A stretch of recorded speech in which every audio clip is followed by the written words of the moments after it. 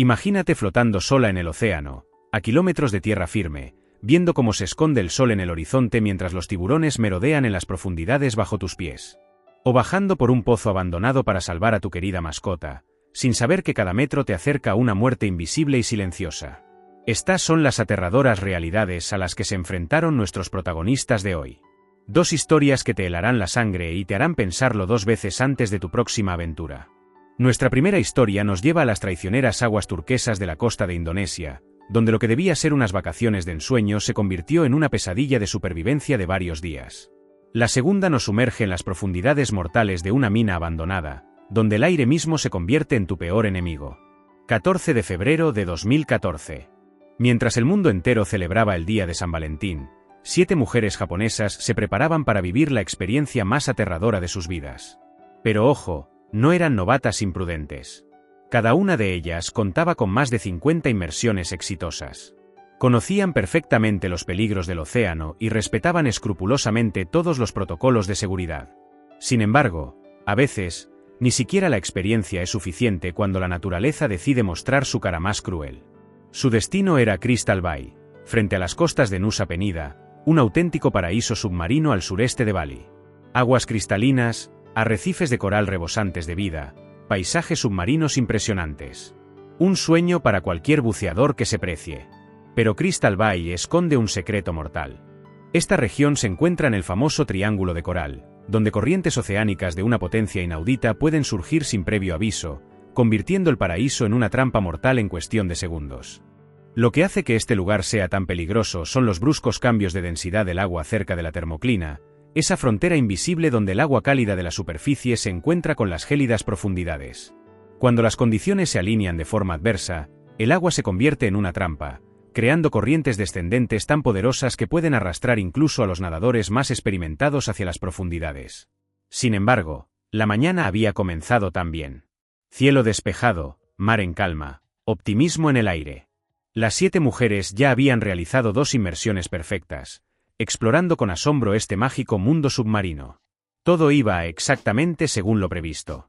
Para su tercera inmersión de la tarde, se dirigieron hacia los manglares del lado noreste de la isla de Nusa Penida. El capitán del barco que habían fletado debía seguir sus movimientos, manteniéndose lo suficientemente cerca como para recogerlas en cuanto salieran a la superficie. Es el protocolo básico, su salvavidas hacia la seguridad. Pero ahí fue cuando todo empezó a torcerse de forma espectacular. Mientras exploraban el fondo marino, nubes negras comenzaron a acumularse sobre sus cabezas. En esta región, el tiempo puede cambiar en cuestión de minutos, y ellas buceaban durante la temporada del monzón, de octubre a abril, cuando las tormentas violentas son más frecuentes. Cuando las 7 buceadoras finalmente regresaron a la superficie, esperando ver su barco esperándolas tranquilamente, se encontraron con la nada. Un océano vacío se extendía en todas direcciones. Su capitán había desaparecido sin dejar rastro. Furukawa, la jefa de buceo, lanzó inmediatamente una bengala de socorro al cielo. Una señal desesperada de ayuda. La bengala roja trazó un arco en el cielo que se oscurecía antes de apagarse.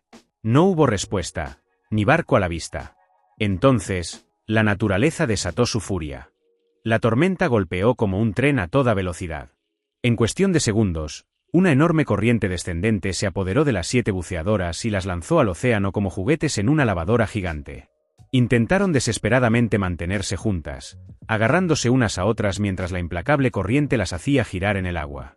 Imagínese atrapada en un tornado submarino, dando vueltas indefensa mientras miles de toneladas de agua la alejan cada vez más de la seguridad. Su formación le dice que mantenga la calma, pero todos sus instintos le gritan que va a morir. Mientras tanto, su capitán finalmente apareció en el lugar de la inmersión 1 hora después de su desaparición. Pasó otra hora buscando entre olas monstruosas y lluvia torrencial, pero las aguas, antes cristalinas, se habían vuelto oscuras y violentas. La visibilidad era nula. Finalmente, se rindió y denunció el incidente a la Policía Marítima Indonesia. 7 mujeres se encontraban ahora solas en medio del océano, con la noche cayendo rápidamente. Cuando las buceadoras finalmente lograron salir a la superficie después de haber sido zarandeadas bajo el agua, su verdadera pesadilla no había hecho más que empezar. Ahora se encontraban en medio del estrecho de Lombok, a 20 kilómetros de su última posición conocida. Kilómetros y kilómetros de océano vacío las rodeaban en todas direcciones.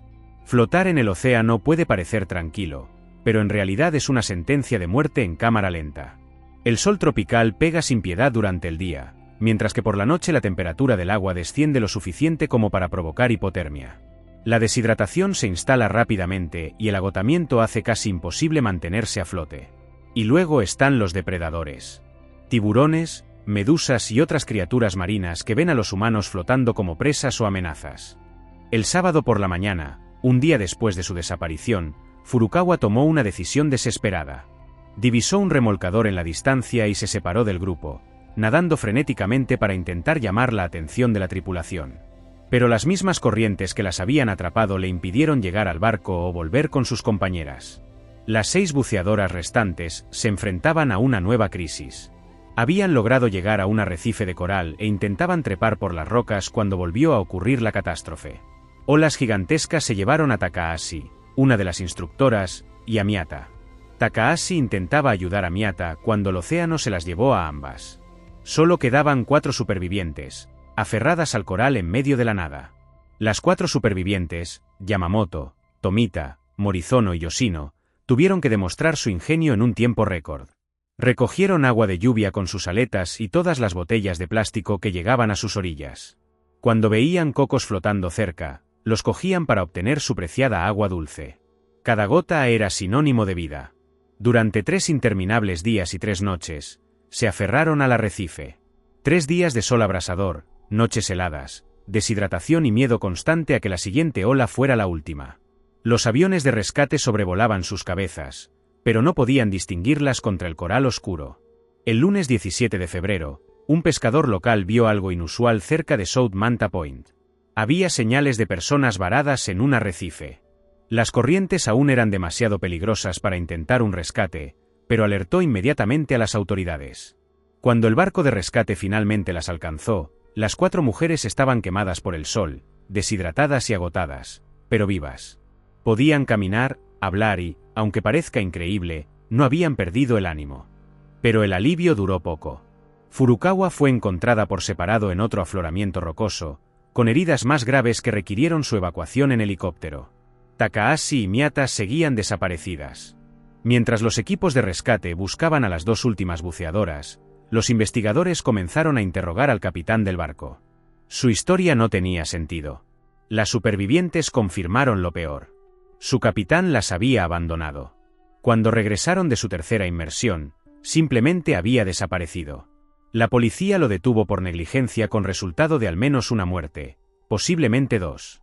El martes, unos nadadores locales encontraron un cuerpo que se creía que era el de una de las buceadoras desaparecidas. El océano había hecho su trabajo, dificultando la identificación. Pero cuando las autoridades llevaron los restos a la familia de Miyata, su esposo y su hija reconocieron su anillo de bodas, que seguía en su dedo después de 3 días en el agua. La autopsia confirmó que llevaba muerta 3 días. Takahashi seguía allí, en algún lugar. Las búsquedas continuaron hasta el jueves, cuando las autoridades anunciaron que debían abandonarlas. Pero el océano no había terminado con esta historia. El 17 de marzo, más de un mes después, un pescador de Malang, en la provincia de Java Oriental, hizo un macabro descubrimiento. Un cuerpo decapitado, sin manos ni pies, había aparecido a la deriva a unos 200 kilómetros del lugar original del buceo. A pesar del horrible estado de los restos, el pescador sospechó que podría tratarse de Takahashi. Al no haber registros dentales disponibles, la única forma de confirmar la identidad era mediante una prueba de ADN.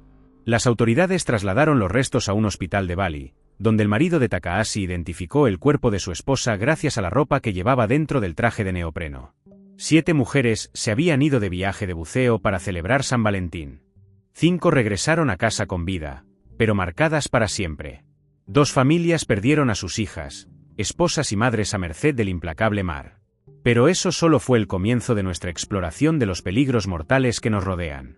Nuestra segunda historia revela cómo la misión de rescate de un cariñoso dueño de una mascota se convirtió en un encuentro fatal con un asesino invisible. 26 de mayo de 2003. La mina abandonada de Maryland, cerca de Salmon, en Idaho, se erigía como un vestigio olvidado del pasado minero de la región. Sus estructuras envejecidas ocultaban secretos mortales bajo tierra. Travis M. Zekelis, de 25 años y experimentado escalador, había venido aquí con su familia para lo que debería haber sido una simple exploración del sitio histórico.